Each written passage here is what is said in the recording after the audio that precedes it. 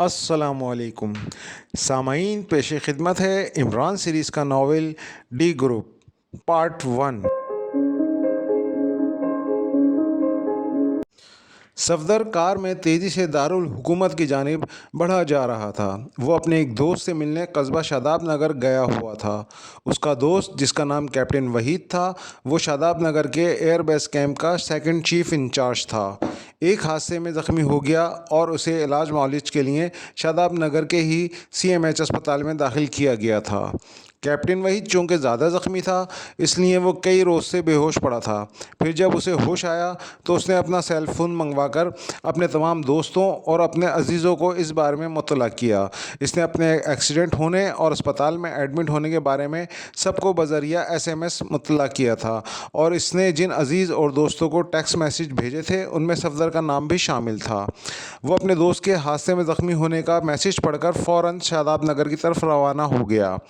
चूँकि इन दिनों secret service के पास कोई केस ना था, इसलिए सफदर ने जूलिया या किसी और को कुछ बताना मुनासिब न समझा। उसने सोचा था कि वह सुबह जाएगा और फिर दोपहर तक वापस लौट आएगा। वह अस्पताल जाकर कैप्टन वही से मिला, इसकी तीमारदारी की और इसके साथ कुछ वक्त गुजार कर वो वापस हो गया। लेकिन कुछ दूर आकर उसकी गाड़ी के इंजन में ख़राबी आ गई और उसकी कार रुक गई। इत्तेफाक से सफदर की जहाँ कार रुकी थी वहाँ करीबी कारों का वर्कशॉप मौजूद था।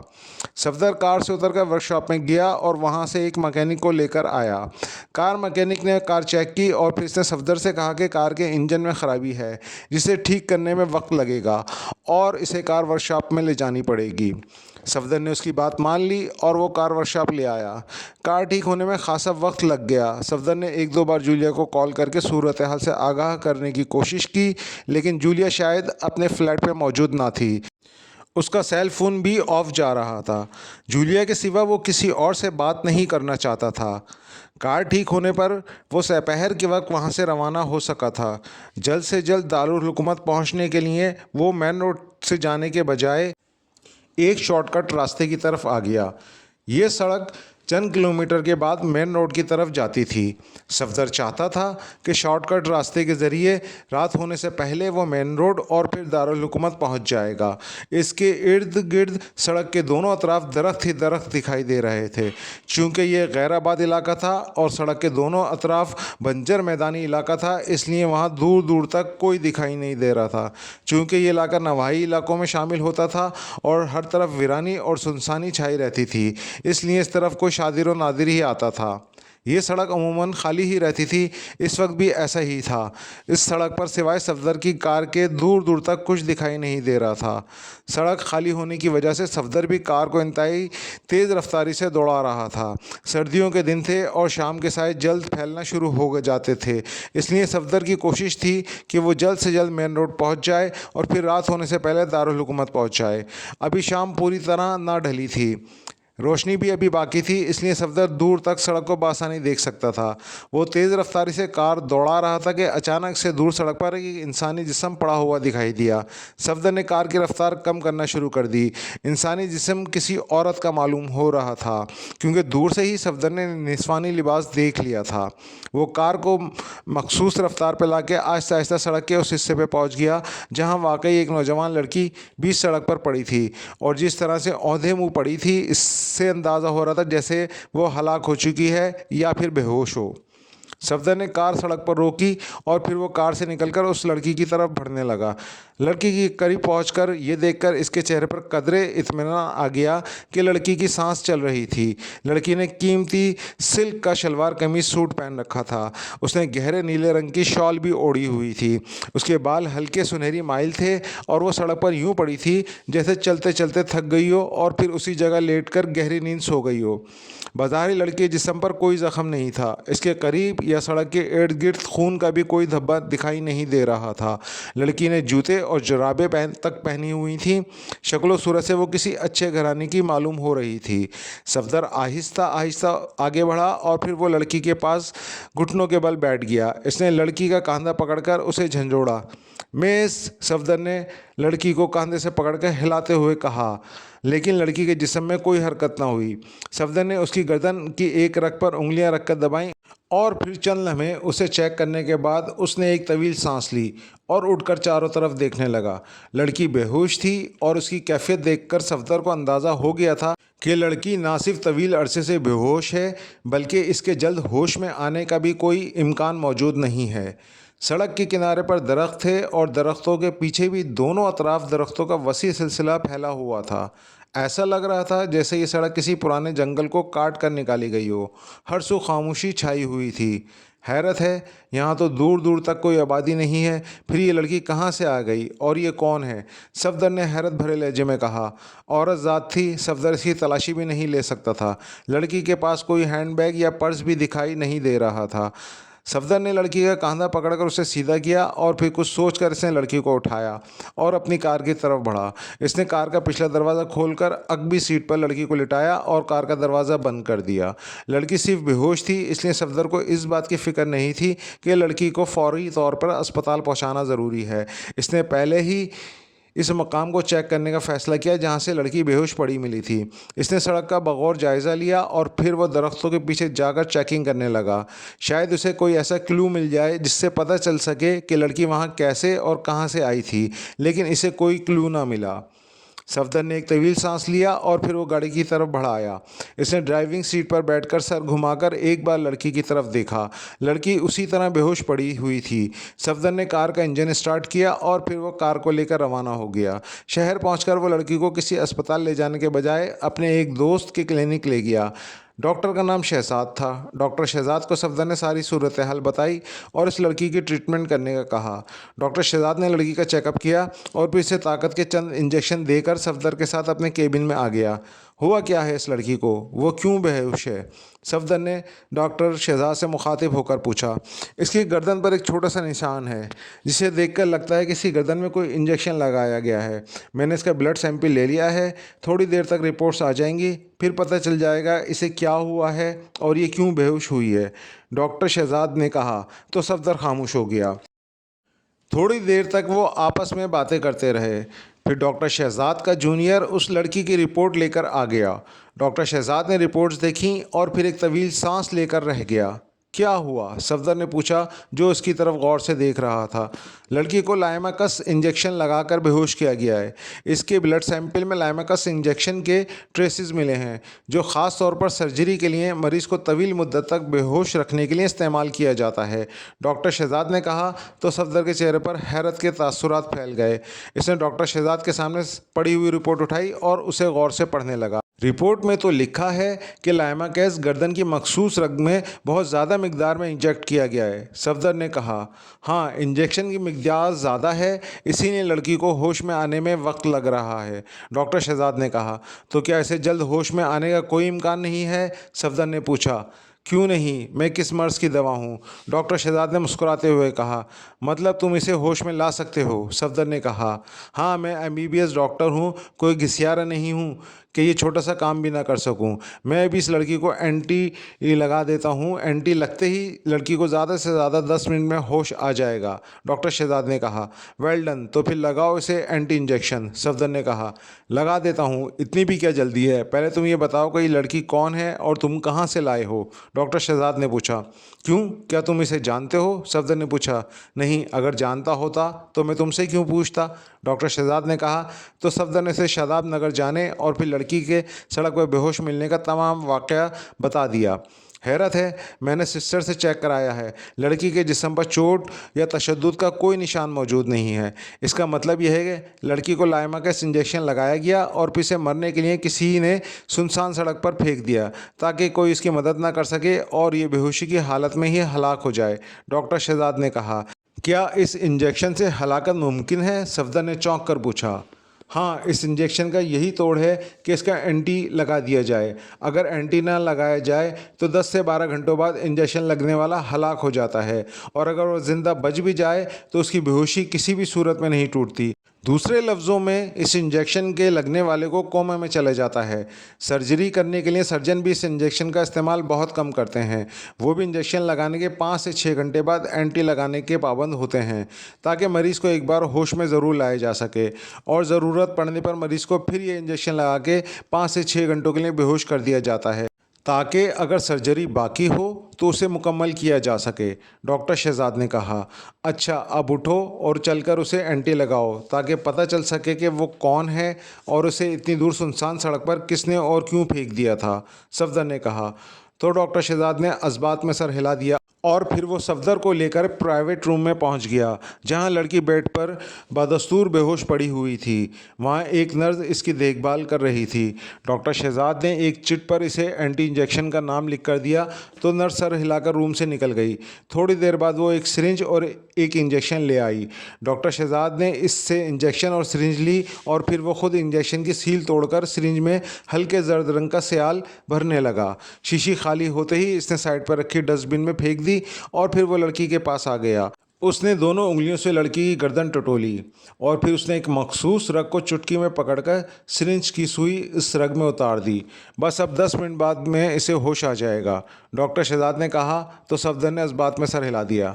अगर तुम्हें कोई काम है तो तुम जाओ, मैं यहाँ इस लड़की के पास ही मौजूद रहता हूँ। जब इसे होश आएगा तो मैं इससे खुद ही सब कुछ पूछ लूँगा, सफदर ने कहा। हाँ, मुझे कुछ ज़रूरी काम है, मैं वो ख़त्म कर लूँ फिर मैं यहाँ आ जाऊँगा, डॉक्टर शहजाद ने कहा।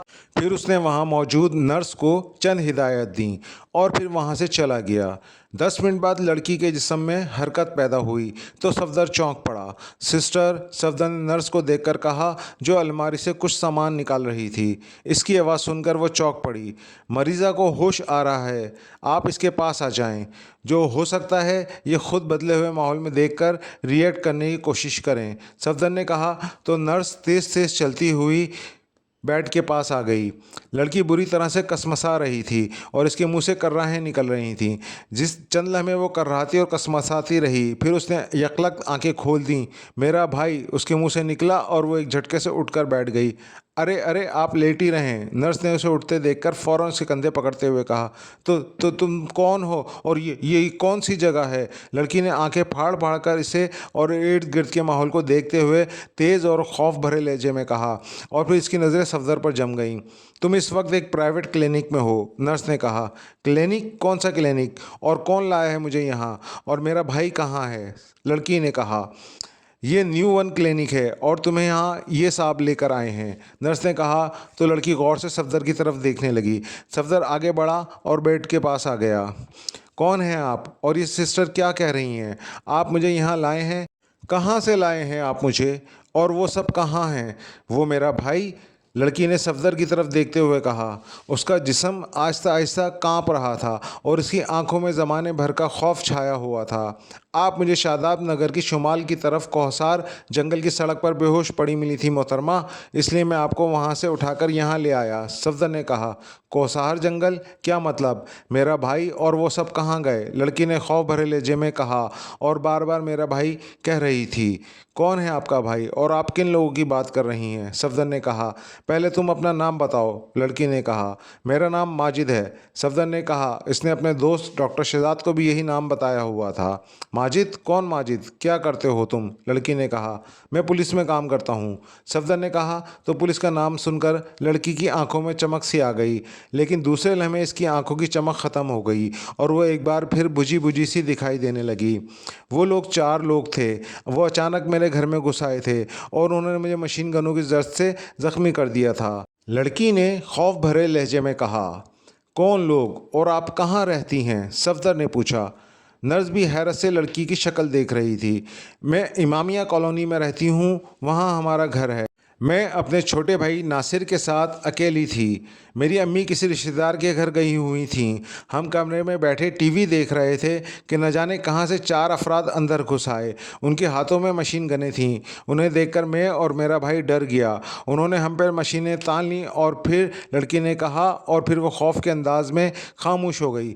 फिर क्या हुआ? सफदर ने पूछा। फिर इनमें से एक आदमी ने मुझे और दूसरे ने मेरे भाई को पकड़ लिया। जिस आदमी ने मुझे पकड़ा था उसने अचानक मेरी गर्दन में सुई लगा दी थी। फिर मेरा दिमाग चकराया और मैं बेहोश हो गई। इसके बाद क्या हुआ मुझे कुछ नहीं मालूम। अब मुझे यहाँ होश आ रहा है, लड़की ने कहा। तो सफदर एक तवील सांस लेकर रह गया। तुम्हारा नाम क्या है बहन? सफदर ने कहा, और इसके बहन कहने पर लड़की की आंखों में यकलक आंसू उमड़ आए। आमना, मेरा नाम आमना है, लड़की ने कहा। तुम घबराओ नहीं, तुम मेरी बहन जैसी हो। मुझे बताओ वो चारों कौन थे और वो तुम्हारे घर में क्यों घुसे थे? क्या तुमने उनके चेहरे देखे थे? सफदर ने प्यार से उसके सर पर हाथ रखते हुए कहा। मैं नहीं जानती वो हमारे घर क्यों आए थे। घर के दरवाजे लॉक्ड थे, लेकिन फिर भी वो अंदर पहुंच गए। कैसे? मैं कुछ नहीं जानती, बिल्कुल कुछ नहीं जानती। उन्होंने सिया रंग के लिबास पहन रखे थे और चेहरे पे भी सिया नकाबों से ढके हुए थे। और आमना ने कहा, और उसने यकलक रोना शुरू कर दिया। सफदर ने और नर्स ने उसे तसल्ली देने लगे। खुद को संभालो बहन, और मुझे इस बारे में सारी बात बताओ, अपने बारे में भी और अपने माँ बाप के बारे में भी, और उस भाई के बारे में भी जिसका तुमने नाम नासिर बताया है। सफदर ने कहा, मुझे यकीन है कि ये काम विट्ठल भाई का है।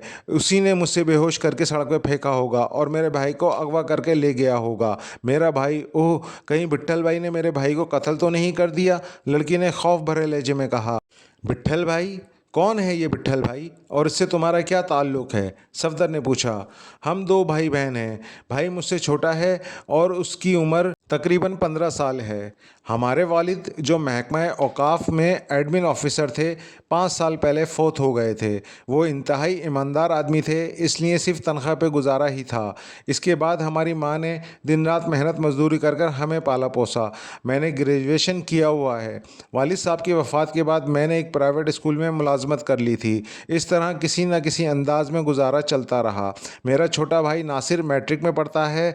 हम जिस इलाके में रहते हैं वहाँ बहुत से बदमाश रहते हैं। वहाँ एक ऐसा क्लब भी है जहाँ ओबाश और बदमाश टाइप के लोग होते हैं। इस क्लब का एक बहुत बड़ा बदमाश है जिसका नाम शेरू दादा है, जिसकी दहशत पूरे इलाके में है, लेकिन मैंने इसे कभी देखा नहीं, ना ही इससे हमारा कोई ताल्लुक़ है। उसका एक भाई है जिसका नाम विट्ठल भाई है, और वो इस इलाके का दादा है। वो मुझ पर और मेरे भाई पर हमेशा आवाज़ें कसता रहता है, और जब वो मुझे ऊंची और बुरी ज़बान में बात करता था तो मेरा भाई बहुत गुस्सा आता था और वो इसे लड़ पड़ता था। मैं उसे हर बार समझा बुझा कर ले जाती थी, लेकिन मेरा भाई गुस्से में रहता था और वो अक्सर विट्ठल भाई से मुँहमारी हो जाती थी। विट्ठल भाई चूँकि इलाके का बदमाश है और मेरा भाई से बड़ा है, इसलिए विट्ठल भाई इसे मारने से भी बाज नहीं आता। इसने कई बार मेरे भाई का खून बहाया है। एक बार इसने मेरे भाई की टांग तोड़ दी थी, और वो 2-3 बार इससे बाजू और सर भी तोड़वा चुका है। मैं और मेरी माँ नासिर को इससे भिड़ने से बहुत मना करते हैं, लेकिन वो किसी तरह बाज ही नहीं आता। इसका बस नहीं चलता कि वो विट्ठल दादा को गोली ही मार दे। इस रोज़ रोज़ की लड़ाई से विट्ठल दादा भी नासिर से बहुत खार खाता है, और वो भी इसे कई बार अगवा और हलाक करने की धमकियां दे चुका है।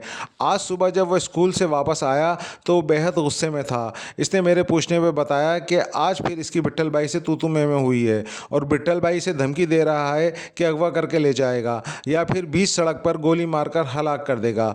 मेरा भाई हमेशा विट्ठल भाई के सामने तन कर खड़ा हो जाता था, लेकिन आज विट्ठल भाई ने उसे न जाने क्या कह दिया था।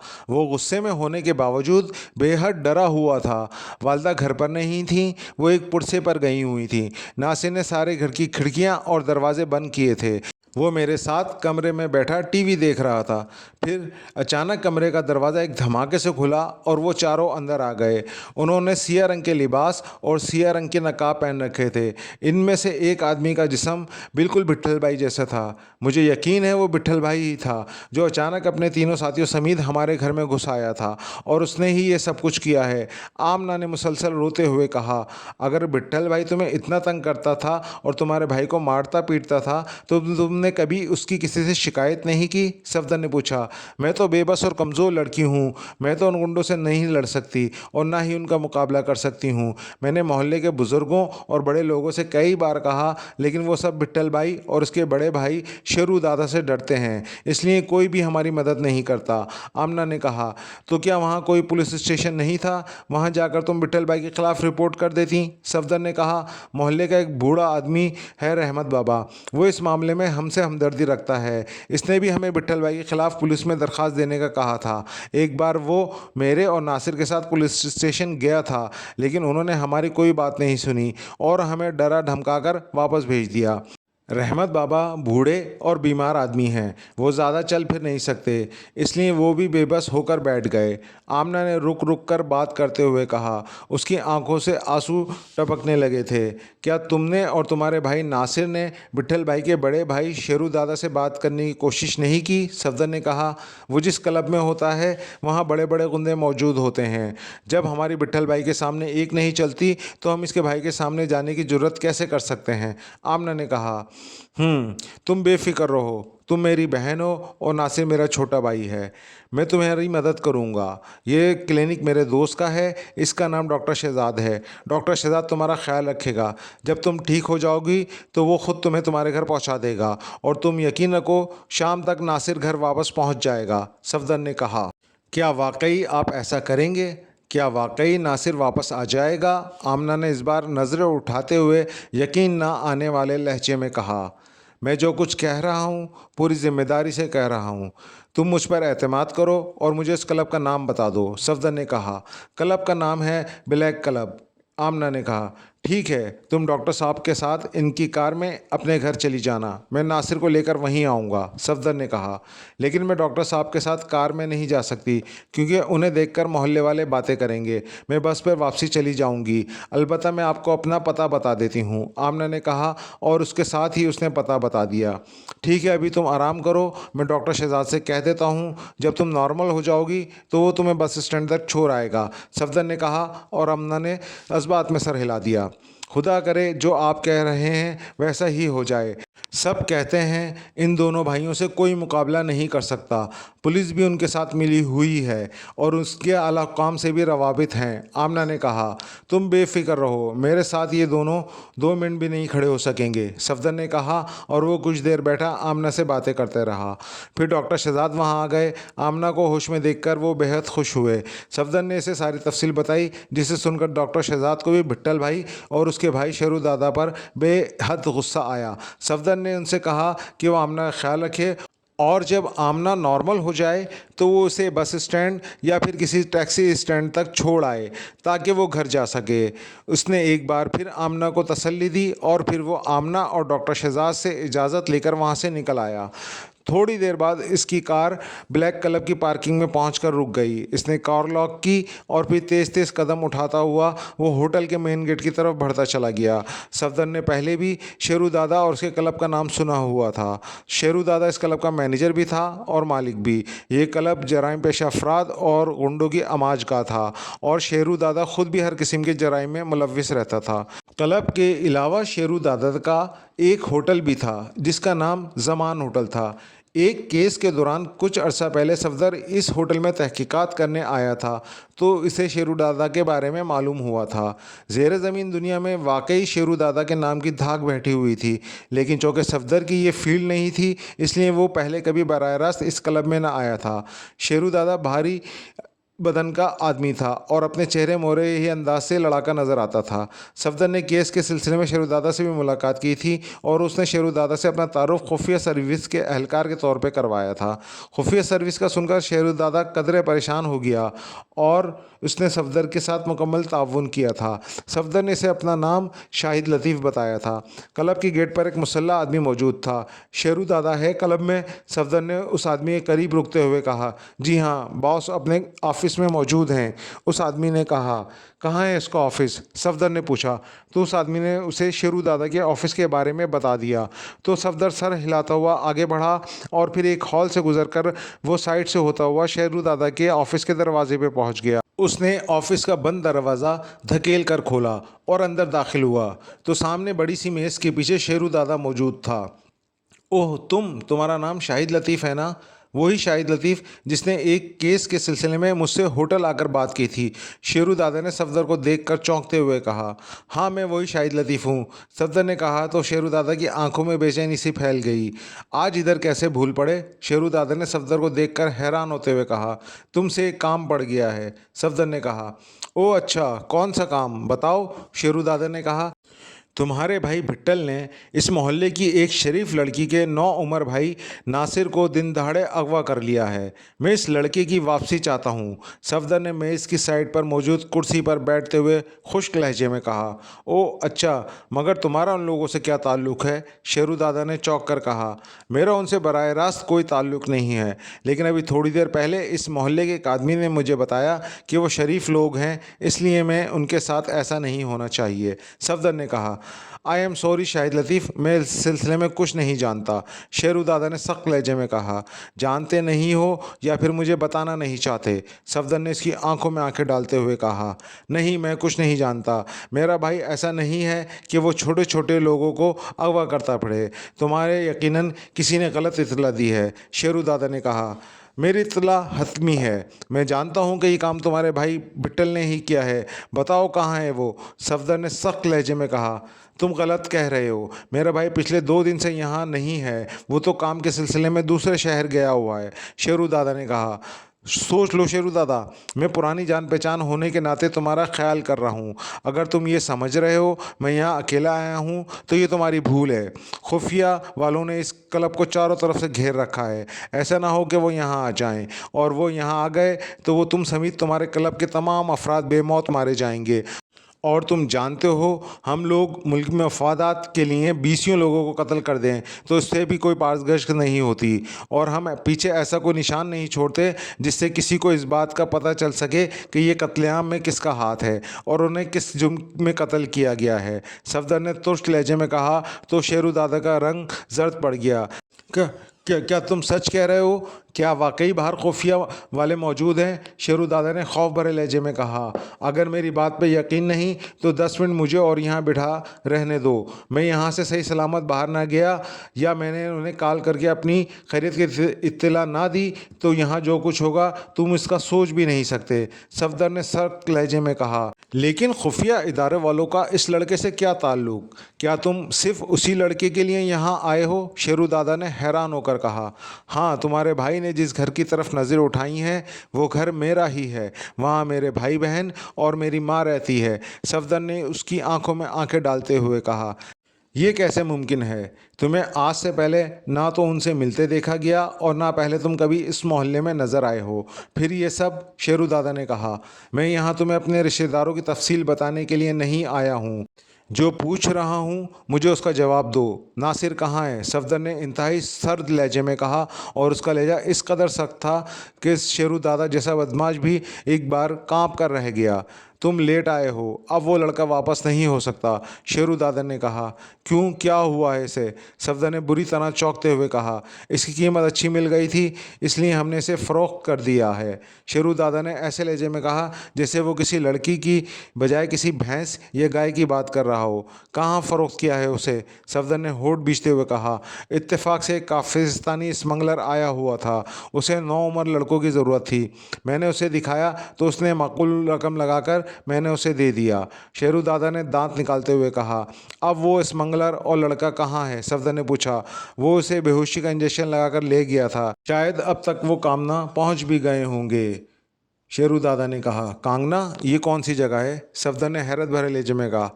काफिरिस्तान और पाकिस्तान की सरहद पर एक गांव है। उस गांव में ज़्यादातर स्मगलरों के अड्डे हैं। शेरू दादा ने जवाब दिया। उस स्मगलर का नाम क्या है? सफदर ने पूछा। धर्मदास, वो बहुत मशहूर स्मगलर है। शेरू दादा ने जवाब देते हुए कहा। वहाँ कांगना में इसका अड्डा कहाँ है? सफदर ने कहा। कामना का सरदार करतार सिंह है, उसे मालूम होगा। वैसे मैं वहाँ कभी गया नहीं। ये भी जो कुछ मैंने बताया है ये उस धर्मदास ने ही बताया था। शेरू दादा ने कहा। ये कानंगा किस सड़क पर आता है? सफदर ने पूछा। क्या तुम वहाँ जाना चाहते हो? मगर तुम्हारे पहुँचने से पहले वो लोग सरहद क्रॉस कर जाएंगे। वो तो यहाँ से बहुत दूर है। शेरू दादा ने कहा। मैं पहुँच जाऊँगा और उस धर्मदास को डबल कीमत देकर उसे वापस ले आऊँगा। मैंने वादा कर लिया है। सफदर ने होठ चबाते हुए कहा। काशाली रोड के आखिर में कानंगा गांव आता है, शेरू दादा ने कहा। ठीक है, मैं समझ गया। वैसे वहाँ कोई फ़ोन है तो यहाँ से ही धर्मदास से बात कर ली जाए, सफदर ने कहा। होगा शायद, लेकिन मुझे इल्म नहीं है, शेरू दादा ने कहा। ठीक है, शुक्रिया, सफदर ने उठते हुए कहा और तेज़ी से मुड़कर दरवाजे की तरफ बढ़ गया। उसने फैसला कर लिया था कि पहले उस लड़के को वापस ले आएगा, फिर इन लोगों से निपटेगा। चुनाचा कार लेकर वो सीधा अपने फ्लैट पर गया। उसने कार मखसूस गैराज में बंद की और भी टैक्सी लेकर वो सीधा हेलीकॉप्टर किराए पर देने वाली कंपनी के ऑफिस पहुंच गया। ये कंपनी तफरीही मकासद के लिए हेलीकॉप्टर किराए पर देने का काम करती थी। ऑफिस के पीछे एक वसी और इस अहाते में उन्होंने बाकायदा हेलीपैड बनाया हुआ था। मैंने फौरी तौर पर कानंगा गांव जाना है, आने जाने के लिए हेलीकॉप्टर चाहिए, सफदर ने कहा। कितने अफराद जाएंगे, मैनेजर ने पूछा। जाऊंगा तो मैं अकेला, लेकिन वापसी पर एक नौउम्र लड़का भी मेरे साथ होगा, सफदर ने कहा। तो फिर आप छोटा हेलीकॉप्टर ले जाएं, वो तैयार है, मैनेजर ने कहा। और फिर ज़रूरी मालूमात का इंदराज करने और ज़मानत के तौर पर भारी रकम का चेक और बैंक हुक्काम की फ़ोन पर ज़मानत देने के बाद उसे हेलीकॉप्टर मिल गया। और फिर वो थोड़ी देर बाद हेलीकॉप्टर तेज़ी से सरहद की तरफ बढ़ा जा रहा था। तुमने कानंगा गांव देखा हुआ है, सफदर ने पायलट से पूछा। यस सर, मैं बेशुमार बार वहाँ गया हूँ। अक्सर पार्टियाँ वहाँ हेलीकॉप्टर पर ही जाती हैं, सफदर ने जवाब दिया। तुम्हारा नाम क्या है, सफदर ने पूछा। मेरा नाम अब्दुल जब्बार है जनाब, पायलट ने कहा। वहाँ का सरदार करतार सिंह है, मैंने उससे मिलना है, सफदर ने कहा। मुझे मालूम नहीं जनाब, जब्बार ने कहा। और सफदर ने अज़बात में सर हिला दिया। फिर 1 घंटे की परवास के बाद पायलट ने एक गांव के करीब हेलीकॉप्टर उतार दिया। तुम मेरा इंतज़ार करोगे, सफदर ने कहा। अब्दुल जब्बार ने इस्बात में सर हिला दिया। सफदर हेलीकॉप्टर से उतरा और गांव की तरफ बढ़ गया। अभी वो थोड़ी दूर ही गया था कि 2 आदमी गांव से निकलकर उसे अपनी तरफ आते दिखाई दिए। वो दोनों मुसल्ला थे, उनके कंधों से जदीद मशीन गन लटक रही थीं और चेहरे मोहरे और अंदाज से ही वो जराइम पेशा दिखाई देते थे। सफदर समझ गया कि हेलीकॉप्टर देखकर वो इस तरफ आए हैं। आप कौन हैं और किससे मिलने आए हैं? करीब आकर उनमें से एक ने इंतहाई सख्त लहजे में कहा। मेरा नाम माजिद है और मुझे सरदार करतार सिंह से मिलना है। ब्लैक क्लब के शेरू दादा ने मुझे उसके पास भेजा है। एक सौदा करना है, सफदर ने कहा। ओह अच्छा, आओ, उन दोनों ने मुतमईन होते हुए कहा और वापस मुड़ गए। सफदर उनके पीछे चलता हुआ गांव में दाखिल हुआ और फिर थोड़ी देर बाद वो एक काफ़ी बड़े अहाते में दाखिल हुए। अहाते में बंद बाड़ी के 2 बड़ी बड़ी जीपें भी मौजूद थीं और चारपाइयों पर काफ़ी अफराद बैठे हुए थे। वहाँ एक तरफ बरामदा बना हुआ था जिसके पीछे कमरे थे। एक अधेड़ उम्र आदमी उन्हें देखकर बरामदे से नीचे उतरा। सरदार, ये आपसे मिलने आए हैं। ब्लैक क्लब के शेरू दादा ने उन्हें भेजा है। इस अधेड़ उम्र आदमी से मुखातिब होकर सफदर को लेकर आने वालों में से एक ने कहा। ओ अच्छा, आओ इधर कमरे में आओ, उस अधेड़ उम्र आदमी ने कदरे मौदवाना लहजे में कहा। शायद हेलीकॉप्टर की वजह से सफदर को बहुत बड़ी पार्टी समझ रहे थे और जिस तरह उन्होंने शेरू दादा से वाकिफ़ियत का इजहार किया था, उससे सफदर समझ गया था कि शेरू दादा ने इससे गलत बयानी की है कि वो यहाँ कभी नहीं आया। शेरू दादा ने एक 14-15 बरस का लड़का धर्मदास के हाथ फरोख्त किया है। मैं उसे वापस ले जाना चाहता हूँ क्योंकि मैंने एक आदमी से वादा कर लिया है। धर्मदास इसकी जो कीमत कहेगा मैं उसे देने के लिए तैयार हूँ क्योंकि मैं वादा पूरा करना चाहता हूँ, सफदर ने कहा। धर्मदास तो 50 लड़के लेकर आया है, आपको कौन सा चाहिए? सरदार करतार सिंह ने ऐसे लहजे में कहा जैसे वो खुद ही धर्मदास हो। जो लड़का इसने शेरू दादा से ख़रीदा है, सफदर ने कहा।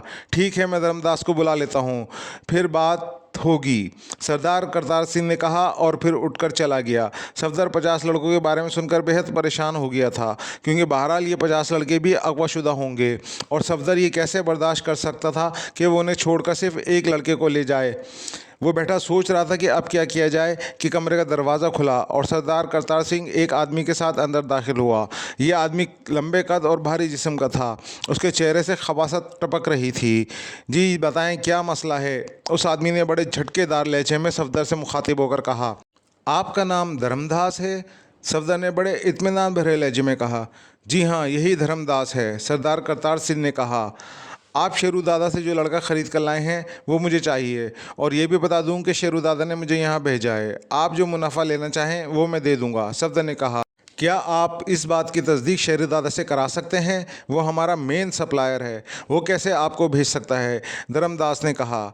अगर आपके पास फ़ोन है तो मैं अभी इस बात की तस्दीक करा देता हूँ, सफदर ने कहा। हाँ फ़ोन तो है, मैं मंगवाता हूँ, सरदार करतार सिंह ने कहा और उठकर बाहर चला गया। आपने सुबह सरहद पार जाना है या रात को, सफदर ने पूछा।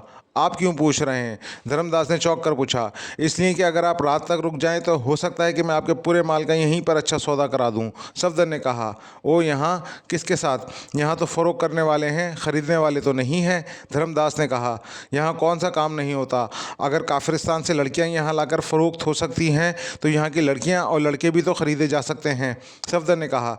नहीं जनाब, मैंने वहाँ सप्लाई देनी है, मुझे एक लड़के के लिए भी मसला बनेगा। बहरहाल अगर शेरू दादा कह दे तो मैं सौदा कर लूँगा, धर्मदास ने कहा। थोड़ी देर बाद सरदार करतार सिंह वापस आ गया। इसके हाथ में एक कॉर्डलेस फ़ोन मौजूद था। आपको शेरू दादा का फ़ोन नंबर तो मालूम होगा, सफदर ने फ़ोन पीस लेते हुए कहा। हाँ, धर्मदास ने कहा और उसने नंबर बता दिया। सफदर ने नंबर प्रेस किए और लाउडर का बटन ऑन कर दिया। यस, राब्ता कायम होते ही शेरू दादा की आवाज़ सुनाई दी। शाहिद लतीफ़ बोल रहा हूँ शेरू दादा, कानंगना में सरदार करतार सिंह के डेरे से, सफदर ने कहा। अरे इतनी जल्दी तुम पहुंच भी गए, दूसरी तरफ से हैरत भरे लहजे में कहा गया। हाँ तुम्हें मालूम तो है, जब मैं वादा कर लूँ तो सब पूरा ज़रूर करता हूँ।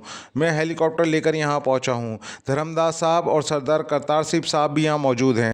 धर्मदास साहब कह रहे हैं अगर शेरू दादा साहब तस्दीक कर दें तो वो सौदा कर लेगा, इसलिए फ़ोन किया है, सफदर ने कहा। ओ अच्छा ठीक है, बात कराओ, शेरू दादा ने कहा तो सफदर ने फ़ोन धर्मदास की तरफ बढ़ा दिया। हेलो धर्मदास बोल रहा हूँ शेरू दादा, ये क्या मसला है? आज तक तो ऐसा नहीं हुआ। ये साहब ठीक तो हैं? धर्मदास ने कहा। हाँ ठीक है, बेफिक्र रहें। उन्होंने इस लड़के के लिए किसी आदमी से वादा कर लिया है और वो वादा निभाने के लिए ये सब कुछ कर रहे हैं। तुम माकूल मुनाफा ले लो, शेरू दादा ने कहा। और अगर मैं इनकार कर दूं तब? धर्मदास ने कहा। ये तुम्हारी मर्ज़ी है धर्मदास, अब जाहिर है तुम इस लड़के के मालिक हो, तुम्हें ज़बरदस्ती तो मजबूर किया नहीं जा सकता, शेरू दादा ने कहा। ठीक है शुक्रिया, धर्मदास ने कहा और फ़ोन बंद करके इसने मेज़ पर रख दिया। बोलें कितना मुनाफा देंगे आप? धर्मदास ने सफदर से मुखातिब होकर कहा। तुमने माल फ़रोख्त करना है, तुम बताओ, सफदर ने कहा, क्योंकि उसने तो शेरू दादा से पूछा ही ना था कि इसने कितने में नासिर को फ़रोख्त किया है। 5 लाख रुपए दे दो और ले जाओ लड़के को, सिर्फ 1 लाख मुनाफा ले रहा हूँ, वो भी सिर्फ इसलिए कि शेरू दादा ने तुम्हें भेजा है, धर्मदास ने कहा। ठीक है मुझे मंजूर है, सफदर ने कहा और कोट की अंदरूनी जेब से इसने नोटों की गड्डियाँ निकालकर मेज़ पर रख दीं। वो पहले से ही तैयार होकर आया था क्योंकि वो बहरहाल नासिर को सही सलामत वापस उसके घर पहुँचाना चाहता था। धर्मदास ने झपट कर गड्डियाँ उठाईं, नोटों को चेक किया और फिर मुस्कुराते हुए उठ खड़ा हुआ। तुम यहीं रुको, मैं ये रकम रखा हूँ, धर्मदास ने कहा और वापस चला गया। 1 लाख मेरा कमीशन भी दे दें, सरदार करतार सिंह ने कहा तो सफदर ने खामोशी से जेब से एक और गड्डी निकालकर सरदार करतार को दे दी। आप वाकई कमाल के आदमी हैं जनाब, वादा पूरा करने के लिए इतना कुछ कर रहे हैं, सरदार करतार सिंह ने कहा। मैं ऐसा ही आदमी हूँ। वैसे ये बाकी के नोट भी आपके हो सकते हैं अगर आप मेरी एक बात मान लें, सफदर ने जेब से एक और गड्डी निकालकर उसके सामने लहराते हुए कहा। तो सरदार चौंक पड़ा। क्या मतलब? सरदार ने चौंक कर कहा। गड्डी देखकर उसकी आंखों में चमक उभर आई थी और वो ऐसी नज़रों से देख रहा था जैसे इसका बस ना चल रहा हो वो उससे गड्डी छीन ले। आप रात तक माल समेत धर्मदास को यहाँ रोक लें, मैं उसके सारे माल का सौदा करना चाहता हूँ ताकि उससे मैं अपनी खर्च की हुई रकम निकाल सकूँ। आपका कमीशन भी उसी शरह से होगा और ये गड्डी भी रख लो, सफदर ने कहा। मगर धर्मदास तो आपको माल फ़रोख्त नहीं करेगा, उसने प्यारे लाल को सप्लाई देनी है, सरदार करतार सिंह ने कहा। उसे मैं खुद राज़ी कर लूँगा, सफदर ने कहा। ठीक है, रात 12 बजे तक की मैं गारंटी देता हूँ, उसके बाद की नहीं, सरदार ने कहा। ठीक है, लेकिन ये बात आपके और मेरे दरमियान रहेगी, सफदर ने कहा। और सरदार ने इस बात में सर हिलाया तो सफदर ने 1 लाख रुपए की गड्डी इसे दे दी और उसने जल्दी से गड्डी को अपनी चादर के नीचे छुपाया और उठकर बाहर चला गया। थोड़ी देर बाद धर्मदास वापस आया। अरे सरदार कहाँ चला गया? धर्मदास ने हैरत भरे लहजे में कहा। पता नहीं, अभी उठकर गया है, सफदर ने कहा। ठीक है, आओ मैं आपका माल आपके हवाले कर दूं, धर्मदास ने कहा तो सफदर उठ खड़ा हुआ। थोड़ी देर बाद वो एक तरफ बने हुए ज़ेर ज़मीन बड़े हॉल नुमा कमरे में पहुँचे जहाँ वाकई 50 नौउम्र लड़के और 20 के करीब नौजवान मुकामी लड़कियाँ फ़र्श पर बेहोश पड़ी हुई थीं। उन्हें शायद बेहोशी के इंजेक्शन लगाए गए थे। वहाँ 2 मुसल्लह अफराद भी मौजूद थे। ये है जनाब वो लड़का, धर्मदास ने एक तरफ कोने में बेहोश पड़े हुए लड़के की तरफ इशारा करते हुए कहा और सफदर ने इस बात में सर हिला दिया क्योंकि इस लड़के और आमना की शक्ल में बेहद मुशाबहत थी। अब इसे होश में लाओ ताकि मैं इसे साथ ले जा सकूं। सफदर ने कहा, अरे नहीं, ये तो चीखना चिल्लाना शुरू कर देगा, आप इसे उठा कर ले जाएं। धर्मदास ने कहा, मैंने उसे कंपनी से किराए पे लिए हुए हेलीकॉप्टर पे ले जाना है। इस हालत में तो वो हमें सीधा थाने पहुंचा देंगे। तुम इसे होश में ले आओ, मैं इसे खुद संभाल लूँगा। सफदर ने कहा, अच्छा, मैं इसे उठाकर बाहर भिजवाता हूँ, बाहर ही इसे इंजेक्शन लगाएंगे। धर्मदास ने कहा और फिर उसने उस एक आदमी से कहा तो उस आदमी ने आगे बढ़कर नासिर को उठाकर कंधे पर डाला और फिर वो सब इस कमरे से बाहर आ गए। एक और कमरे में ले जाकर नासिर को फर्श पर लेटा दिया और फिर धर्मदास के कहने पर उस आदमी ने जेब से एक सिरिंज निकाली और उसकी सुई पर मौजूद कैप हटाकर उसने नासिर के बाजू में इंजेक्शन लगा दिया। आप जाएं, मुझे इसे संभालना होगा, सफदर ने कहा तो धर्मदास और उसका आदमी बाहर चले गए। सफदर ने आगे बढ़कर नासिर को उठाया और एक कुर्सी पर बिठा दिया। थोड़ी देर बाद उसके जिस्म में हरकत के आसार नमूदार होने शुरू हो गए और भी उसने हल्की सी चीख मारकर आंखें खोल दी और दूसरे हिला में वो यकलक सीधा होकर बैठ गया। नासिर भाई, तुम बेफिक्र रहो, मैं तुम्हारा बड़ा भाई हूँ। मेरा नाम माजिद है और मुझे तुम्हारी बड़ी बहन आमना ने भेजा है। मैंने तुम्हें यहाँ से वापस ले जाकर तुम्हारे घर पहुँचाने आया हूँ। सफदर ने कहा, नहीं नहीं, तुम कौन हो, मैं तुम्हें नहीं जानता। नाजिर ने खौफ से सिमटते हुए कहा, मुझे आमना ने सारी तफसील बता दी है, वो मैं तुम्हें बता देता हूँ ताकि तुम्हें तसल्ली हो जाए। सफदर ने कहा। फिर उसने आमना से उस तक पहुँचने और उससे होने वाली सारी गुफ्तगू दोहरा दी और आमना ने अपने घर का जो पता बताया था वो भी बता दिया।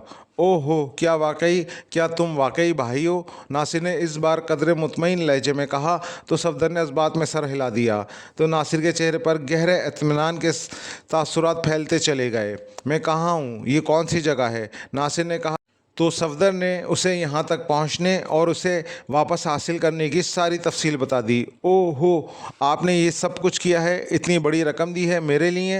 नासिर ने परेशान होते हुए कहा, ये मेरे लिए मामूली रकम है। मुझे खुशी इस बात की है कि तुम इन दरिंदों से बच गए हो। आओ अब चलें। और हाँ, हेलीकॉप्टर के पायलट के सामने तुमने ऐसी कोई बात नहीं करनी, वरना वो थाने में इतला दे देगा और फिर मसला खड़ा हो जाएगा। सफदर ने कहा तो नासिर ने इस बात में सर हिला दिया और फिर सफदर नासिर को लिए कमरे से बाहर आ गया। मामला संभल गया। धर्मदास ने मुस्कुराते हुए कहा, हाँ, तुम्हारा शुक्रिया। सरदार करतार सिंह साहब को भी मेरी तरफ से शुक्रिया कह देना, सफदर ने कहा और फिर बरामदे से उतरकर वो हवेली क्रॉस करके बाहर आ गया। नासिर खौफजदा अंदाज में इधर उधर देखता हुआ और सिमट कर सफदर के पीछे चल रहा था। उसके कपड़े मसले हुए थे और फिर वो दोनों हेलीकॉप्टर में सवार हो गए।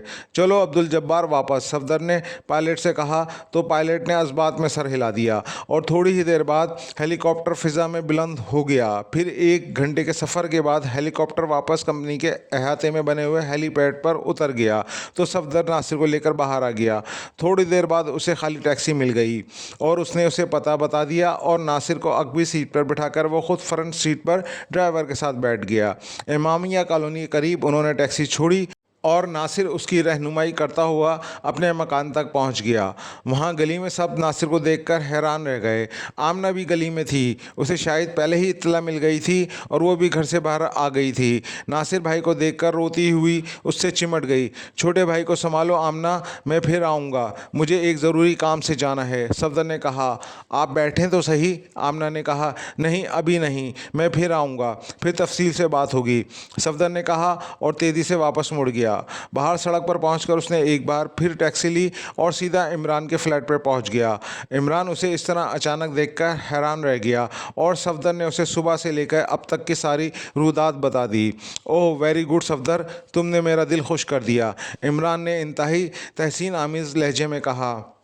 वहाँ अब भी 50 लड़के और 20 के करीब लड़कियाँ मौजूद हैं इमरान साहब, हमने उन्हें भी रहा कराना है। आप बताएं क्या किया जाए, मैं इसीलिए हाजिर हुआ हूँ, सफदर ने कहा। 4 स्टार को कहना पड़ेगा, वरना पुलिस ने उन्हें पहले इतला दे देनी है और वो गायब हो जाएंगे, इमरान ने कहा और उसके साथ ही उसने रिसीवर उठाया और सिद्दीकी को कॉल करके उससे सारी तफसील बता दी। आप सफदर को मेरे पास भेज दें, मैं बाकी स्टार्स को भी कॉल कर लेता हूँ, सिद्दीकी ने कहा। मैं खुद भी साथ आ रहा हूँ। इमरान ने कहा, ओह इसकी ज़रूरत नहीं इमरान साहब, हम सफदर के साथ गाहक बनकर जाएंगे और फिर कार्रवाई करेंगे, आप बेफिक्र रहें, सिद्दीकी ने कहा। और इमरान ने सफदर को सिद्दीकी के पास पहुँचने का कह दिया और सफदर सर हिलाता हुआ सलाम करके फ्लैट से बाहर आ गया। अब उसे इत्मीनान हो गया था कि सिद्दीकी और उसके साथी वहाँ मौसर कार्रवाई करेंगे और अब इन ह्यूमन ट्रैफिक में मुलव्विस अफराद और स्मगलरों को बचने की कोई राह नहीं मिल सकेगी। इमरान अपने फ्लैट में सिटिंग रूम में बैठा सुबह का अखबार देख रहा था कि पास पड़े हुए टेलीफोन की घंटी बज उठी। सुलेमान, सुलेमान। इमरान ने फ़ोन का रिसीवर उठाने के बजाय ऊंची आवाज़ में सुलेमान को आवाज़ देना शुरू कर दी। चंद लम्हों ही बाद सुलेमान दरवाजे में नमूदार हो गया। उसके हाथ में चाय का कप था।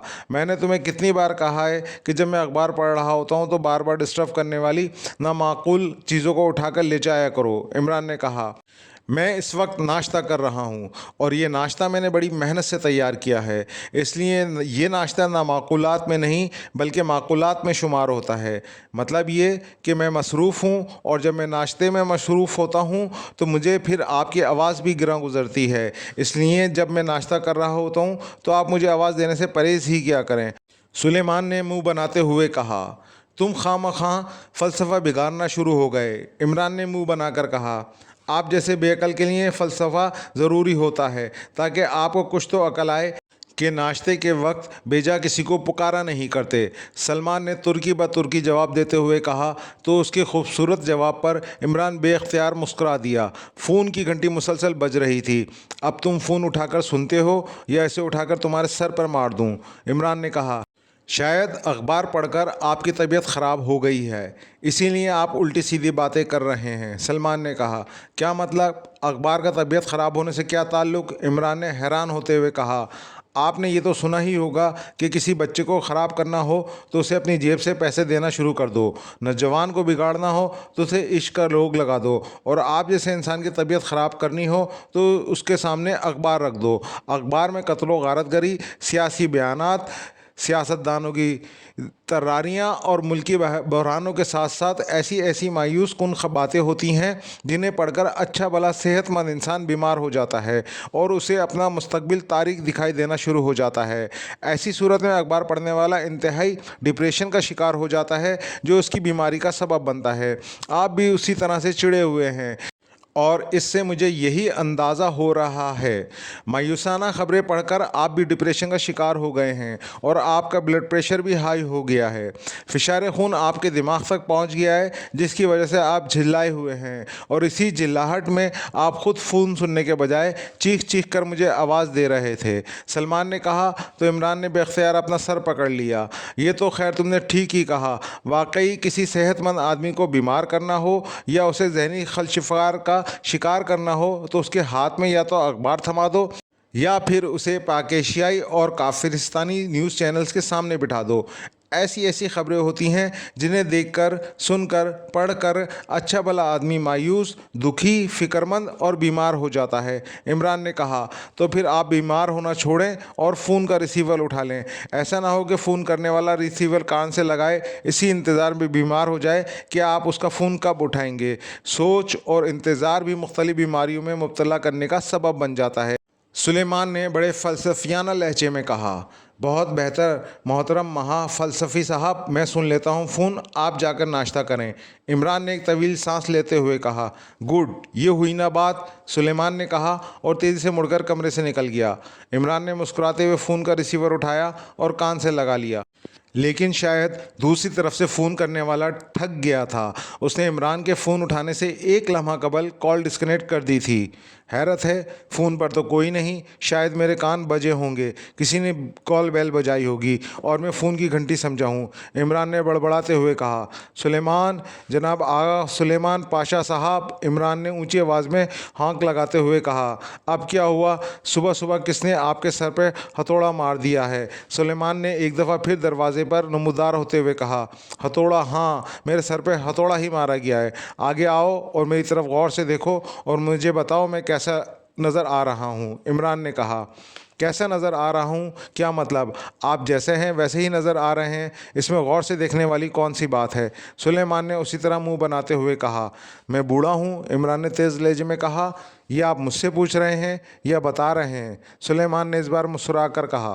पूछ रहा हूँ अहमक, बताओ क्या मैं तुम्हें बूढ़ा नज़र आ रहा हूँ? इमरान ने उसे तेज़ नज़रों से घूरते हुए कहा।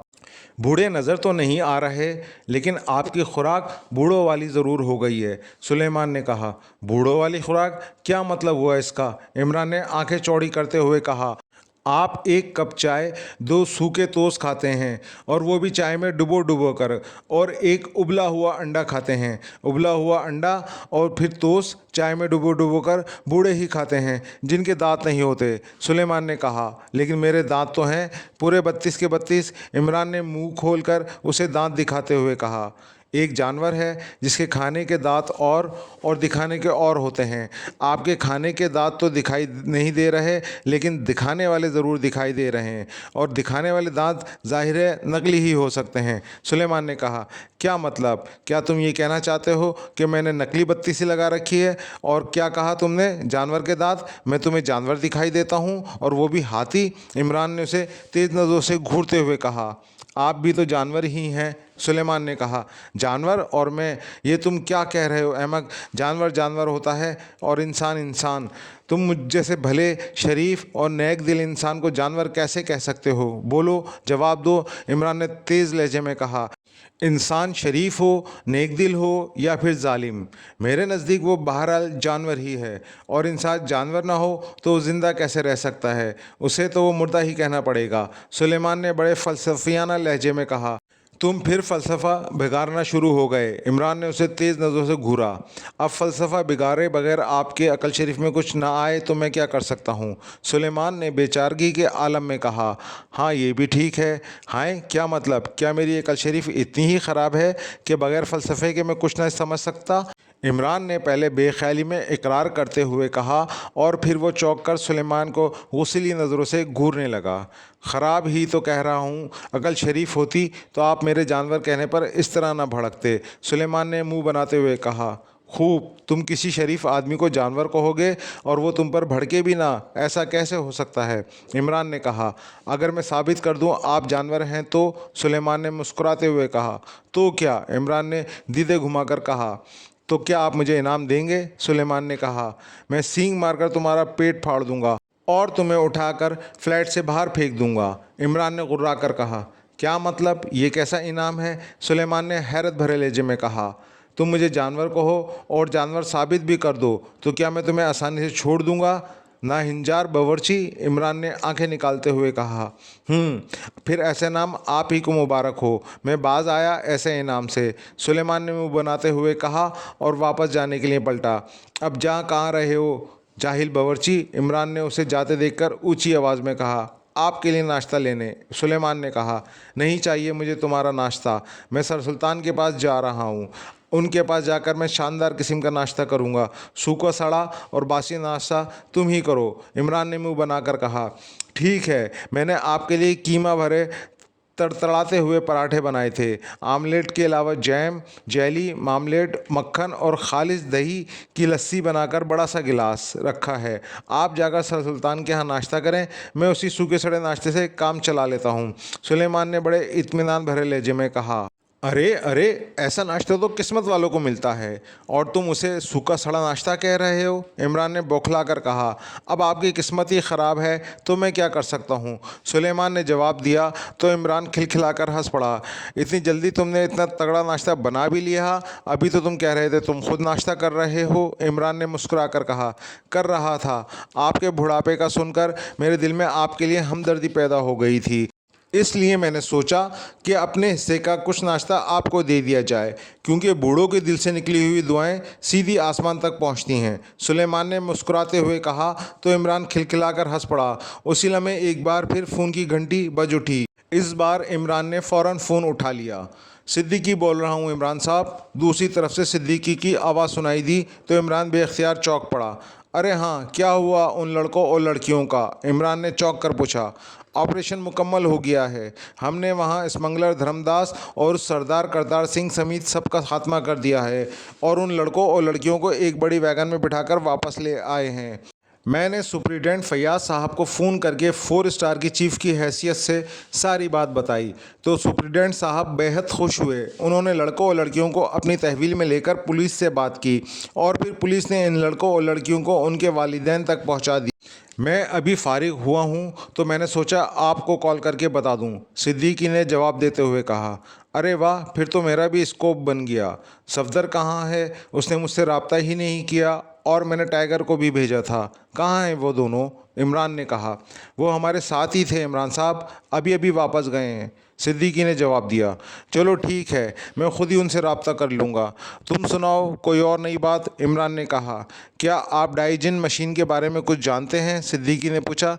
डाइजिन मशीन? क्या मतलब? इमरान ने चौंक कर कहा। तो ये आपके लिए भी नया नाम है, सिद्दीकी ने एक तवील सांस लेते हुए कहा। हाँ, लेकिन तुम ये नाम कैसे जानते हो और क्या मतलब है इसका? इमरान ने उसी अंदाज में हैरत भरे लहजे में कहा।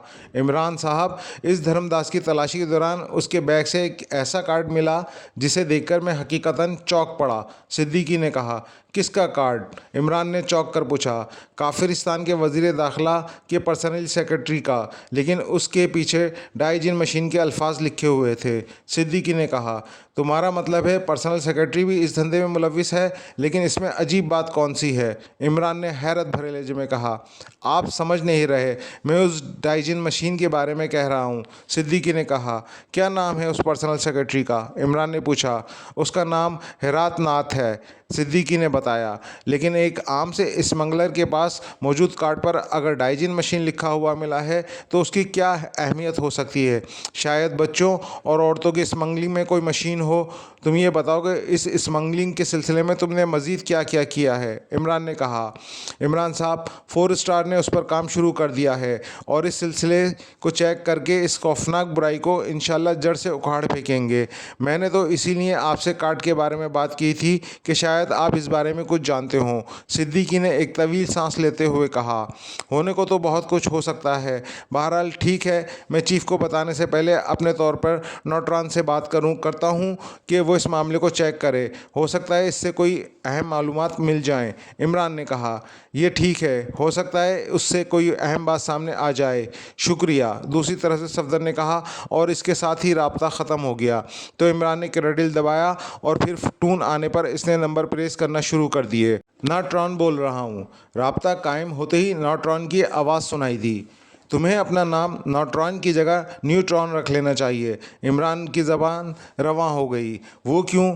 नॉटरॉन की मुस्कुराती हुई आवाज़ सुनाई दी। कम से कम नॉटरॉन तो न्यू होता है। तुम हमेशा अपने नाम के साथ ना लगा लेते हो और अगर तुम मर्द के बजाय औरत होते तो हर बात में तुम ना ही ना करते, हाँ करना तो भूल ही जाते। इमरान ने कहा तो नॉटरॉन बेख्तियार हंस पड़ा। आप अगर कहें तो मैं हार्ट्रॉन रख लूं, नॉटरॉन ने हंसते हुए कहा। अरे ये गज़ब ना करना, वरना 3 बार अपना नाम बताते ही तुम निकाह के दायरे में आ जाओगे, इमरान ने कहा। तो दूसरी तरफ से नॉटरॉन बेख्तियार खिलखिलाकर हंस पड़ा। तो फिर आप ही बता दें मैं नाम में क्या तब्दीली करूं, नॉटरॉन ने हंसते हुए कहा। ये तो किसी नजूमी से ही पूछना पड़ेगा और काफिरिस्तान वैसे ही नजूमियों और ज्योतिषियों से भरा हुआ है। बहरहाल तुम ये बात काफिरिस्तान के वज़ीर दाखिला के पर्सनल सेक्रेटरी हेरात नाथ से भी पूछ सकते हो, इमरान ने कहा। क्या क्या कह रहे हैं आप? ओह, ये तो आप शायद कोई ख़ास इशारा कर रहे हैं। क्या कोई ख़ास बात है? नॉटरॉन ने चौंकते हुए कहा।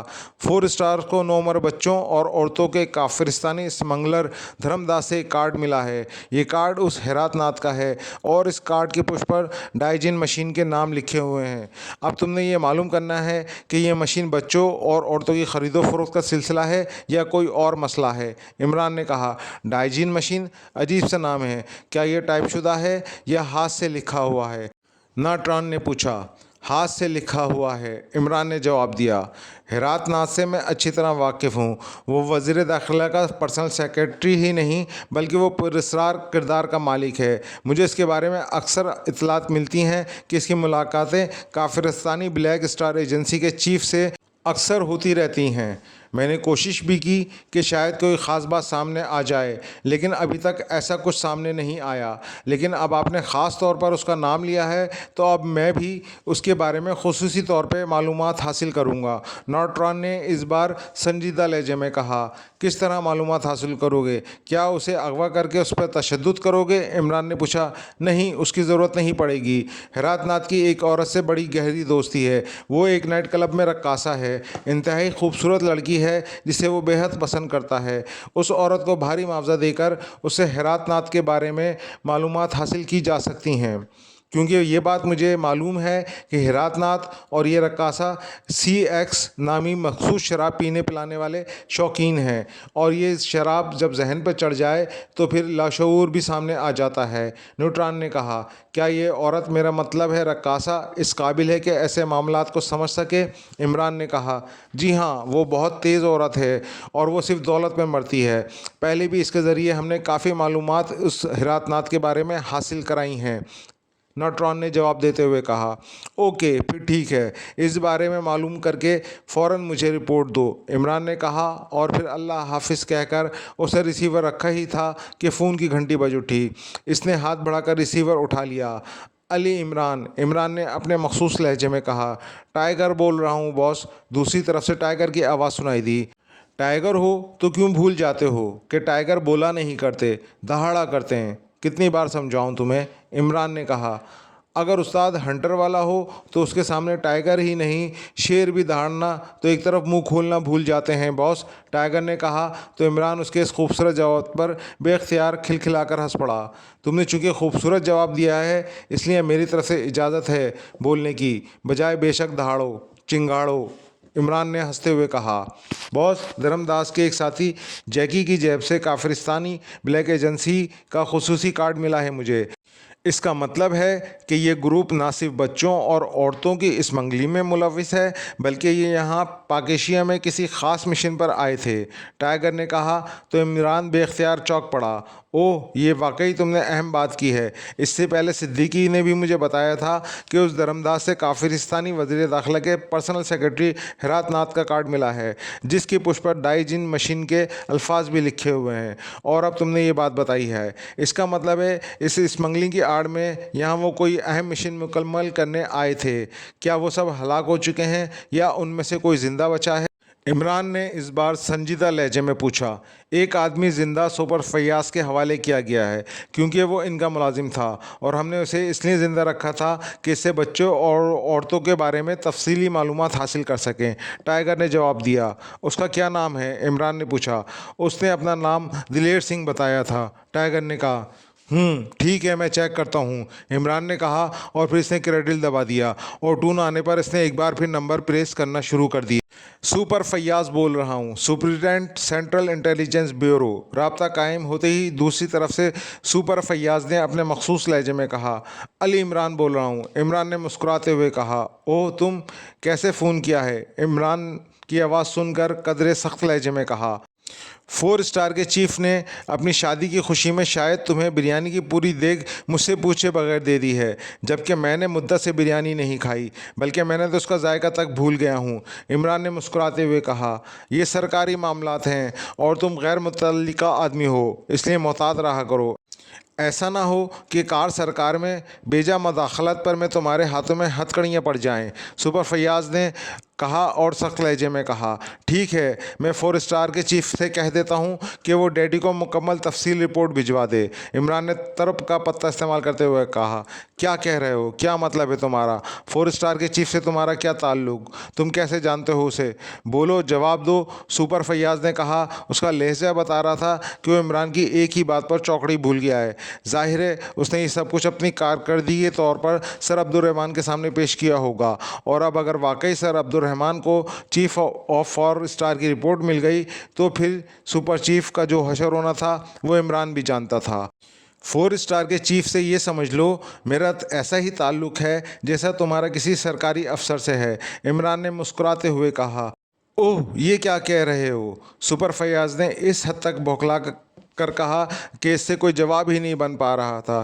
तुम्हें मैंने पहले भी कई बार बताया है कि हाथी से गन्ने छीनने की कोशिश ना किया करो, लेकिन तुम बाज नहीं आते। मैं तुम्हें अपना दोस्त समझकर तुम्हारे भले के लिए X2 से कहता रहता हूँ कि वो तुम्हें प्रोजेक्ट देते रहा करें, और 4 स्टार के चीफ से भी मैंने मिन्नत की थी कि वो मेरे दोस्त सुपर फैयाज की मदद किया करें, और तुम उल्टा मुझे ही आंखें दिखाने लग गए हो। कितनी बुरी बात है। इमरान ने कहा, ओह ओह, ये बात नहीं है। हाँ, तुम ठीक कह रहे हो। तुम मेरे दोस्त हो, भाई हो। वो दरअसल में एक फ़ाइल में उलझा हुआ था, इसलिए मैं समझ नहीं सका कि तुम क्या कह रहे हो। I am sorry. तुम बताओ मैं तुम्हारी क्या खिदमत कर सकता हूँ। सुपर फैयाज ने कहा। अब वो पूरी तरह मुतई हो चुका था। छोड़ो, अब मैं तो गरीब आदमी हूँ, और तुम कार सरकार में बेजा मदाखलत करने के इल्ज़ाम में मेरे हाथों में हथकड़ियाँ डाल सकते हो, और मुझे हथकड़ियों का नाम सुनते ही पसीना आ जाता है। इमरान ने कहा। जाहिर है अब वो माश के दाल के आटे की तरह अकड़ गया था। अरे अरे, मैंने सॉरी कह दिया। एक बार फिर सॉरी कहता हूँ। बस झंझलाहट में मुँह से बात निकल गई थी। ये भला कैसे हो सकता है? तुम मेरे दोस्त हो, भाई हो, और मैं तुमसे ऐसी बात करूं? बस गलती से मुंह से ऐसी बात निकल गई थी। सुपर फैयाज ने कहा। अब वो माफ़ियों और मिन्नतों पे उतर आया था। मैंने तो तुम्हें इसलिए फ़ोन किया था कि तुम्हारे सीने पर एक तमगा और लगवा दूं, लेकिन अब क्या करूं? जब तुम छोटी छोटी कलियों पर ही अकड़ जाते हो तो रंग बिरंगे और खुशबूदार फूल अब किसी और को देने पड़ेंगे। इमरान ने कहा। ओह, ये बात नहीं है। क्या मसला है? तुम मुझे बताओ please Imran, please. Super Faiyaz ने मिन्नत भरे लहजे में कहा। जो आदमी बच्चों और औरतों की स्मगलिंग के सिलसिले में गिरफ्तार हुआ है वो अब कहाँ है? इमरान ने पूछा। लॉकअप में है। इससे तफ्तीश हो रही है। कल उसे अदालत में पेश किया जाना है। क्यों, तुम क्यों पूछ रहे हो? सुपर फैयाज ने कहा। इसका नाम दिलेर सिंह है और वो मुलाजिम है। इमरान ने कहा। हाँ, लेकिन बात क्या है, मुझे बताओ। सुपर फैयाज ने चौंक कर कहा। मुलाजिम है तो जाहिर है मुलाजमत ही करता होगा। सुना है वो माहिर बावर्ची है। मैं चाहता हूँ सुलेमान की जगह उसे ही अपने पास रख लूँ। सुना है वो सलमान से अच्छी दालें बघार लेता है, ख़ास तौर पर माश की दाल। तुम ऐसा करो, मेरी उससे मुलाकात करा दो, ताकि मैं जल्द से जल्द तुम्हारे लिए एक और हसीन तमगे का इंतज़ाम कर सकूं। इमरान ने मुस्कुराते हुए कहा। ओ अच्छा, ठीक है, आ जाओ फ़ौरन। मैं बंदोबस्त कर देता हूँ। मैं तुम्हारा इंतज़ार कर रहा हूँ। जल्दी आओ प्लीज़, सुपर फैयाज ने कहा। तो इमरान ने मुस्कुराते हुए रिसीवर रखा और फिर उठकर वो ड्रेसिंग टेबल की तरफ बढ़ गया। सुलेमान मार्केट गया हुआ था, इसलिए वो फ्लैट पे अकेला था। लिबास तब्दील करके उसने फ्लैट लॉक किया, और फिर थोड़ी देर बाद उसकी कार सेंट्रल इंटेलिजेंस ब्यूरो में दाखिल हो रही थी। उसने कार पार्किंग में रोकी और फिर नीचे उतरकर सीधा फैयाज के ऑफिस की तरफ बढ़ गया। बाहर मौजूद चपरासी ने उसे बड़े मौदूबाना अंदाज में सलाम किया। साहब ने आपके आने से पहले ही आपके लिए मशरूब लाने का हुक्म दे दिया है, मैं लेकर आता हूँ, चपरासी ने मुस्कुराते हुए कहा। तो इमरान बेख्तियार हंस पड़ा, और फिर आगे बढ़कर उसने पर्दा हटाया और अंदर दाखिल हो गया। आओ आओ, खुश आमदेद, खुश आमदेद इमरान, सुपर फैयाज ने बाकायदा कुर्सी से उठकर इमरान का इस्तकबाल करते हुए कहा। उसका अंदाज़ ऐसे था जैसे वो आगे बढ़कर इमरान के घुटनों को हाथ लगा देना चाहता हो, लेकिन सरकारी यूनिफॉर्म और सरकारी ऑफिस में होने की वजह से ऐसा ना कर पा रहा हो। माशाल्लाह माशाल्लाह। शायद सेंट्रल इंटेलिजेंस ब्यूरो में हफ्ता खुश अखलाक़ी मनाया जा रहा है। बहरहाल सरकारी अफसरान को आवाम से ऐसे ही पेश आना चाहिए। उसके साथ साथ तुम्हें अपना लहजा भी नरम करना होगा। तुम तो ऐसे लहजे में मुझे खुश आमदेद कह रहे हो जैसे जेल का सुपरिटेंडेंट किसी कैदी को खुश आमदेद कहने पर मजबूर हो गया हो। इमरान ने मुस्कुराते हुए कहा। अरे अरे, मैं इंतहाई खुलूस से कह रहा हूँ, सुपर फैयाज ने बौखलाए हुए लहजे में कहा। और इससे पहले कि मज़ीद कोई बात होती, पर्दा हटा और चपरासी मशरूब की 2 बोतलें उठाए अंदर दाखिल हुआ। तो सुपर फैयाज अपनी सीट पर बैठ गया, जबकि इमरान ने भी कुर्सी संभाल ली। हाँ, अब बताओ क्या किया है उस मुलाजिम ने? क्या वो कोई बहुत ख़ास आदमी है? चपरासी के जाते ही सुपर फैयाज ने इमरान की तरफ देखते हुए इंतहाई तजस्सुस भरे लहजे में कहा। यही बात तो उससे मालूम करनी है। अब मैं नजूमी तो हूँ नहीं कि जायचा बनाया और बड़े से बड़े मुजरिम अपने जुर्म का एतराफ़ करने के लिए मेरे सामने पेश हो जाएं, और मैं उन्हें पकड़कर तुम्हारी खिदमत में मुफ्त पेश कर दूँ। इमरान ने बोतल उठाते हुए कहा। मैं भी यही सोच रहा था कि तुम आखिर अब तक अपनी मखसूस बहरवीं क्यों नहीं अलाप रहे। अब अगर आ गए हो ना अपनी असलियत पर, यकलक, सुपर फैयाज ने आंखें निकालते हुए कहा। अरे अरे क्या हुआ? मैंने ऐसा क्या किया है? इमरान ने बौखलाए हुए लहजे में कहा। ये मुफ्त का लफ्ज़ क्यों इस्तेमाल किया तुमने? बोलो, जवाब दो। सुपर फैयाज ने हुर्रा कर कहा। अरे बस गलती से मुंह से निकल गया। वैसे भी अब ये मुफ्त तो रहा नहीं। अब तुम मुझे मशरूब की ये बोतल अपनी 100% हलाल की कमाई से पिलवा रहे हो, इमरान ने कहा। तो सुपर फैयाज बेख्तियार हंस पड़ा। तुम बहुत चालाक हो, बात को फ़ौरन घुमा देते हो। खैर, मैंने इसे अलहदा इंक्वायरी रूम में बुलवाया है। चलो मेरे साथ और पूछो उससे क्या पूछना है। तुम उससे जो भी पूछोगे मेरे सामने ही पूछोगे, समझ गए तुम? सुपर फैयाज ने जल्दी जल्दी बोतल हलक में उंडेल कर उसे मेज़ पर रखते हुए कहा। अरे अरे, इत्मीनान से यहाँ बैठो। ऐसा करोगे तो तमगाए हुस्ने कारकर्दगी के बजाय तुम नौकरी से भी हाथ धो बैठोगे। और ये भी सुन लो कि तुमने वहाँ नहीं जाना, वरना तुम्हें देखकर वो इस कदर रौब में आ जाएगा कि जो कुछ उसके जहन में होगा वो भी भूल जाएगा। आई बात समझ में? इमरान ने आखिरी घूंट लेकर खाली बोतल मेज़ पर रखते हुए कहा। नहीं, मैं जानता हूँ कि तुम मेरे बाद कुछ नहीं बताओगे, इसलिए जो कुछ पूछना है मेरे सामने ही पूछोगे, सुपर फैयाज ने कहा। अरे मैंने क्या करना है? मैं कोई सरकारी आदमी हूँ? मैं तो सिर्फ तुम्हारी शोहरत के लिए सब कुछ करने आया हूँ। और अगर तुम्हें मुझ पर एतबार नहीं तो फिर मैं यहीं से वापस चला जाता हूँ। मुझे क्या? इमरान ने मुंह बनाते हुए कहा। अब मैं क्या कहूँ? अच्छा ठीक है, तुम वादा करो कि बाद में मुझे बताओगे सब कुछ, सुपर फैयाज ने कदरे बेबस लहजे में कहा। जो बात तुम्हारे काम की होगी वो मैं ज़रूर बताऊँगा, वादे की ज़रूरत नहीं, इमरान ने कहा। तो सुपर फैयाज उठ खड़ा हुआ। तुमसे जीतना मुश्किल है, आओ मेरे साथ, सुपर फैयाज ने एक तवील सांस लेते हुए कहा और दरवाजे की तरफ बढ़ गया। थोड़ी देर बाद एक तरफ से हटकर बने हुए बड़े से कमरे में ले आया। यहाँ एक अधेड़ उम्र लेकिन मजबूत जिस्म का आदमी खड़ा था और वहाँ दरवाजे पे मुसल्लह सिपाही भी मौजूद थे। कुर्सियाँ ले आओ और इसकी हथकड़ियाँ भी खोल दो, इमरान ने संजीदा लहजे में कहा। तो सुपर फैयाज ने अहकामात देने शुरू कर दिए और फिर अहकामात की फ़ौरन तकमील कर दी गई। ठीक है, अब तुम जाओ, इमरान ने कहा। तो सुपर फैयाज सिपाहियों को बाहर आने का कहकर खुद भी कमरे से बाहर चला गया और कमरे का दरवाज़ा बंद कर दिया गया। मोअज़्ज़िज़ सामईन, इसी के साथ कहानी का पहला हिस्सा यहाँ इख्तिताम पजीर हुआ। अगले हिस्से का इंतज़ार कीजिए और हमारे चैनल को लाइक एंड सब्सक्राइब कीजिए। जज़ाकल्लाह। अस्सलामु अलैकुम।